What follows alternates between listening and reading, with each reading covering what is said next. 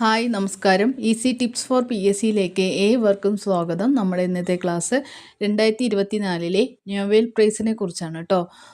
ഇതിനകത്ത് കുറേ പേരുകളുണ്ടല്ലോ, അപ്പോൾ മറന്നു പോകാതിരിക്കാൻ, കൺഫ്യൂഷൻ ഒന്നും ഇല്ലാതിരിക്കാൻ ഞാനൊരു ചെറിയ ടിപ്സുമായിട്ടാണ് ഇന്ന് ക്ലാസ്സിൽ വന്നിരിക്കുന്നത്. അപ്പോൾ വളരെ രസകരമായിട്ട് നമ്മൾ ഇന്നത്തെ ക്ലാസ് സുഖമായിട്ട് അങ്ങോട്ട് പോവാം. അപ്പോൾ ആദ്യം തന്നെ നമുക്ക് സാമ്പത്തിക നോബൽ സമ്മാനത്തെക്കുറിച്ച് നോക്കാം.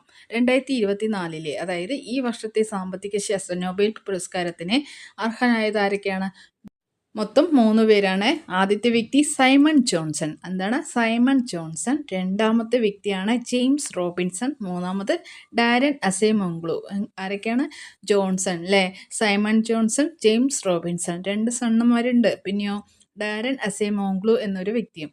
ഇവരുടെ പഠന വിഷയം എന്തായിരുന്നു? അസമത്വം അല്ലേ? അസമത്വം സംബന്ധിച്ച പഠനത്തിനാണ് ഇവർക്ക് പുരസ്കാരം ലഭിച്ചത്. അപ്പോൾ പേര് നമുക്ക് മറന്നു പോകാതിരിക്കാൻ ഒരു സിമ്പിൾ കോഡ് ഞാനിതിപ്പോൾ നിങ്ങൾക്ക് തരുന്നു, നോക്കി ശ്രദ്ധിച്ചോളൂ. 2 സൺസിനെ സമ്പന്നരാവാൻ ആശയാണ്. അങ്ങനെ അവർ സമ്പന്നരായി. അപ്പോൾ അവർ അസമത്വം കാണിച്ചു. ഇതിനകത്ത് 2 സൺസിനെ എന്ന് പറയുന്നത് എന്താണ്? സൈമൺ ജോൺസണും ജെയിംസ് റോബിൻസണും ആണ് കേട്ടോ. 2 സൺ വന്നില്ലേ? Johnson and Robinson. ഓക്കെ. അടുത്തത് സമ്പന്നരാവാൻ എന്നുള്ളത് സാമ്പത്തിക ശാസ്ത്രം എന്നും, പിന്നെ ആശയാണ് എന്നുള്ളത് എന്താണ്? ആശ എന്നുള്ളത് അസെമോഗ്ലു. ഓക്കെ. അപ്പോൾ 3 വ്യക്തികളുടെ പേര് കിട്ടിയില്ലേ? 2 സൺ എന്ന് പറയുന്നത് ഓരോ വ്യക്തി എന്താണ്? ജോൺസണും അടുത്തത് റോബിൻസണും ആണ്. പിന്നെ ആശയാണെന്നുള്ള അസെമോഗ്ലു. അങ്ങനെ അവർ സമ്പന്നരായി. അപ്പോൾ അവർ എന്ത് ചെയ്തു? അസമത്വം കാണിച്ചു അല്ലേ? അസമത്വം കാണിച്ചു എന്നുള്ളത് അതിനെയാണ്, അസമത്വത്തെക്കുറിച്ച് പഠനം നടത്തിയതിനെയാണ് ഈ വർഷത്തെ സാമ്പത്തിക നോബൽ പ്രൈസ് ഇവർക്ക് ലഭിച്ചത്. ഓക്കെ, കോഡ് സെറ്റായി എന്ന് വിചാരിക്കുന്നു. അടുത്തത് നമുക്ക് വൈദ്യശാസ്ത്ര നോബൽ സമ്മാനത്തെക്കുറിച്ച് നോക്കാം. അപ്പോൾ 2024 വൈദ്യശാസ്ത്ര നോബൽ സമ്മാനം ആർക്കൊക്കെയാണ് ലഭിച്ചത്? US ശാസ്ത്രജ്ഞരായ വിക്ടർ ആംബ്രോസും ഗാരി റാവ്കൂനുമാണ് ലഭിച്ചത് കേട്ടോ. അപ്പോൾ 2 വ്യക്തികൾക്കാണ്. US കാരാണ്. എന്താ അവരുടെ പേര്? Victor Ambrose and Gary Ruvkun. Okay. എന്തിനു വേണ്ടിയിട്ടായിരുന്നു അവർക്ക് ഈ പുരസ്കാരം, അല്ലെങ്കിൽ 2024 വൈദ്യശാസ്ത്ര നോബൽ പുരസ്കാരം എന്തിനു വേണ്ടിയിട്ടായിരുന്നു ലഭിച്ചത്? മൈക്രോ RNAയുടെ കണ്ടെത്തലിനാണ് കേട്ടോ. മൈക്രോ RNAയുടെ കണ്ടെത്തലിനാണ് 2024 വൈദ്യശാസ്ത്ര നോബൽ പ്രൈസ് ലഭിച്ചത്. അപ്പോൾ നമുക്ക് കോഡിലേക്ക് പോകാം. കോഡ് ഇങ്ങനെയാണ്. ഗാരിക്ക് കൂനുണ്ടായപ്പോൾ ആംബുലൻസിൽ കയറി വൈദ്യനെ തേടിപ്പോയി. അപ്പോൾ വൈദ്യൻ എന്ത് ചെയ്തു? മൈക്രോസ്കോപ്പിലൂടെ RNA ടെസ്റ്റ് ചെയ്തു. ഗാരിക്ക് കൂനുണ്ടായപ്പോൾ, അതിൽ ഗാരിക്ക് കൂൻ എന്ന് പറയുന്നത് എന്താണ്? ഗാരി റാവ്കൂൻ എന്ന പേരാണ് കേട്ടോ. ഇതിൽ ആംബുലൻസിൽ കയറി എന്നുണ്ടല്ലോ അല്ലേ? അതിൽ ആംബുലൻസ് എന്ന് പറയുന്നത് ആംബ്രോസിനെ ഉദ്ദേശിക്കുന്നതാണ്. അടുത്തത് വൈദ്യനെ തേടി എന്നുള്ളത് എന്താണ്? ഇവർ രണ്ടുപേർക്കും എന്താണ്? വൈദ്യശാസ്ത്രത്തിലെയാണ് നോബൽ സമ്മാനം ലഭിച്ചത് എന്നതാണ് കേട്ടോ. അപ്പോൾ വൈദ്യൻ എന്ത് ചെയ്തു? മൈക്രോസ്കോപ്പിലൂടെ RNA ടെസ്റ്റ് ചെയ്തു അല്ലേ? മൈക്രോ RNA എന്താണ്? RNAയുടെ കണ്ടെത്തലിനാണ് ഈ വർഷത്തെ, അല്ലെങ്കിൽ 2024 വൈദ്യശാസ്ത്ര നോബൽ പ്രൈസ് ലഭിച്ചത്. ഓക്കെ, ക്ലിയർ ആയോ? ഒരിക്കൽ കൂടി ഞാൻ പറയാം. ഗാരിക്ക് കൂൻ ഉണ്ടായപ്പോൾ എന്നത് ഗാരി റാവ്കൂൻ. ആംബുലൻസിൽ കയറി എന്നത് ആംബ്രോസ്. എന്നിട്ട് എന്ത് ചെയ്തു? വൈദ്യനെ തേടിപ്പോയി. വൈദ്യശാസ്ത്രം. അപ്പോൾ വൈദ്യൻ എന്ത് ചെയ്തു? മൈക്രോസ്കോപ്പിലൂടെ RNA ടെസ്റ്റ് ചെയ്തു. അത് എന്താണ്? മൈക്രോ RNAയുടെ കണ്ടെത്തലിനെയാണ് എന്ത് 2024 വൈദ്യശാസ്ത്ര നോബൽ പ്രൈസ് ഇവർക്ക് ലഭിച്ചത്. ഓക്കെ, സെറ്റായി എന്ന് വിചാരിക്കുന്നു. നമുക്ക് അടുത്ത ഇതിൽ നോക്കാം. ഭൗതികശാസ്ത്ര നോബൽ സമ്മാനം 2024 നോബൽ പുരസ്കാരം, ഭൗതികശാസ്ത്ര നോബൽ പുരസ്കാരം ലഭിച്ചത് ആർക്കാണ്? ജെഫ്രി ഹിൻഡൻ, കാനഡക്കാരനാണ്. ജോൺ ഹോപ്ഫീൽഡ്, അദ്ദേഹം US കാരനുമാണ് കേട്ടോ. ഓക്കെ. എന്തിനു വേണ്ടിയിട്ടായിരുന്നു? മെഷീൻ ലേണിംഗ് സാങ്കേതിക വിദ്യയ്ക്ക് അടിസ്ഥാനമൊരുക്കിയ കണ്ടെത്തലുകൾ അവതരിപ്പിച്ചതിനാണ് ഈ പുരസ്കാരം ലഭിച്ചത് കേട്ടോ. ഭൗതികശാസ്ത്ര പുരസ്കാരം അവർക്ക് എന്തിനാണ് ലഭിച്ചത്? മെഷീൻ ലേണിംഗ് സാങ്കേതിക വിദ്യയ്ക്ക് അടിസ്ഥാനമൊരുക്കിയ കണ്ടെത്തലുകളെക്കുറിച്ച് അവതരിപ്പിച്ചതിനെയാണ്. അപ്പോൾ നമുക്ക് കോഡ് എന്താണെന്ന് നോക്കാം. ഹിൻഡനും ഫിൽഡനും മെഷീൻ ലേണിങ്ങിന് പോയി. അതിൽ ഹിൻഡൻ എന്ന് പറയുന്നത് ജെഫ്രി ഹിൻഡനും ഫിൽഡൻ എന്ന് പറയുന്നത് ജോൺ ഹോപ്പ് ഫീൽഡനും ആണ്. അപ്പോൾ ഫുൾ നെയിം പഠിച്ചില്ലെങ്കിൽ നമുക്ക് ഹിൻഡനും ഹിൻഡനും ഫിൽഡനും ഇവർ രണ്ടുപേർ കൂടി ചേർന്നിട്ട് എന്ത് ചെയ്തു, മെഷീൻ ലേണിങ്ങിന് പോയി. മെഷീൻ ലേണിംഗ് എന്ന് പറയുന്നത് അവർ കണ്ടെത്തിയതാണ് കേട്ടോ. ആ കണ്ടെത്തലിനെയാണ് ഭൗതികശാസ്ത്ര നൊബേൽ പ്രൈസ് ലഭിച്ചത് കേട്ടോ. മെഷീൻ ലേണിംഗ് സാങ്കേതിക വിദ്യയ്ക്ക് അടിസ്ഥാനമൊരുക്കിയ കണ്ടെത്തലുകൾ അവതരിപ്പിച്ചതിനാണ് ഇവർക്ക് 2024 ഭൗതികശാസ്ത്ര നൊബേൽ പ്രൈസ് ലഭിച്ചത്. ഓക്കെ, ഒന്നുകൂടി പറയാം. ഹിൻഡനും ഫിൽഡനും എന്നത് എന്താണ്?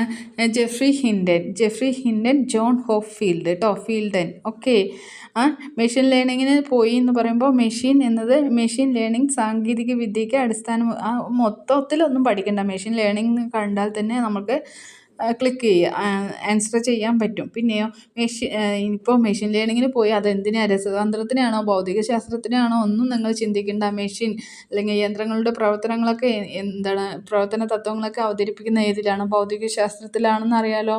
ഓക്കെ, അടുത്തത് നമുക്ക് രസതന്ത്ര നൊബേൽ പ്രൈസിനെ കുറിച്ച് നോക്കാം. രസതന്ത്ര നൊബേൽ പ്രൈസ് 2024 ലഭിച്ചത് ആർക്കാണ്? ഡേവിഡ് ബെക്കർ, US ആണ്. ജോൺ ജമ്പർ, അദ്ദേഹവും US-കാരനാണ് കേട്ടോ. പിന്നെ അടുത്തത് ഡെമിസ് ഹസാബിസ്, UK. അപ്പോൾ 3 വ്യക്തികൾക്കാണ് ഈ വർഷത്തെ രസതന്ത്ര നൊബേൽ പ്രൈസ് ലഭിച്ചത്. ഡേവിഡ് ബെക്കർ കണ്ടോ, R രസതന്ത്രം, കണ്ടോ. ജോൺ ജമ്പർ, അതിലും R ഉണ്ട്, US-കാരൻ, രണ്ടും US ആണ്. പിന്നെയോ ഡെമിസ് ഹസാബിസ്, അദ്ദേഹം UK-കാരനുമാണ്. ഇവർക്ക് നൊബേൽ സമ്മാനം ലഭിക്കാൻ കാരണം എന്താ? ആർട്ടിഫിഷ്യൽ ഇൻ്റലിജൻസിൻ്റെ സാധ്യതകൾ ഉപയോഗിച്ചായിരുന്നു ഇവരുടെ ഗവേഷണം. ആ ഗവേഷണത്തിലാണ് രസതന്ത്ര നൊബേൽ പ്രൈസ് 2024 ലഭിച്ചത് കേട്ടോ. അപ്പോൾ നമുക്ക് കോഡ് സെറ്റാക്കാം. കോഡ് എന്താണെന്ന് നോക്കാം. ബെക്കറും ചെമ്പറും അടികൂടി. കശപിശയായി അത് മാറാൻ ആർട്ടിഫിഷ്യൽ ഇൻ്റലിജൻസിനെ തേടിപ്പോയി. അത് വളരെ രസകരമായിരുന്നു. ആ തേടിപ്പോക്ക് ഇങ്ങനെ വളരെ രസകരമായിരുന്നു എന്നതാണ് കേട്ടോ. അതിൽ ബെക്കറും ജമ്പറും എന്ന് പറയുന്നത് നോക്കൂ. ഡേവിഡ് ബെക്കർ എന്നതാണ് ബെക്കർ, R. പിന്നെയോ ജമ്പർ, എന്നുണ്ട് അല്ലേ. ആ 2 പേരും US-കാരാണ്. ഇവർ 2 പേരും എന്ത് ചെയ്തു? അടികൂടിയപ്പോൾ എന്ത് ചെയ്യും? മൊത്തത്തിൽ ഒരു കശപിശയായി. ആ കശപിശ എന്നുള്ളത് ഹസാബിസ് എന്ന് ഓർക്കുക കേട്ടോ. ഡെമിസ് ഹസാബിസ് ആണ് കശപിശയായി. അത് മാറാൻ, ഈ കശപിശ മാറാൻ എന്ത് ചെയ്തു? അവർക്ക് കുറച്ച് ബുദ്ധിയൊക്കെ ഉപയോഗിക്കണം അല്ലേ. അപ്പോൾ അവരെന്ത് ചെയ്തു? ആർട്ടിഫിഷ്യൽ ഇൻ്റലിജൻസിനെ തേടി പോവുകയാണ് ഉണ്ടായത്. ആർട്ടിഫിഷ്യൽ ഇൻ്റലിജൻസിനെ തേടിപ്പോയി. അവർ എന്ത് കണ്ടുപിടിച്ചതിൻ്റെ ഫലമായിട്ടാണ്? ആർട്ടിഫിഷ്യൽ ഇൻ്റലിജൻസിൻ്റെ സാധ്യതകൾ ഉപയോഗിച്ചായിരുന്നു അവരുടെ ഗവേഷണം. അപ്പോൾ അതിനെയാണ് ആർട്ടിഫിഷ്യൽ ഇൻ്റലിജൻസിനെ തേടിപ്പോയി എന്നുള്ളത്.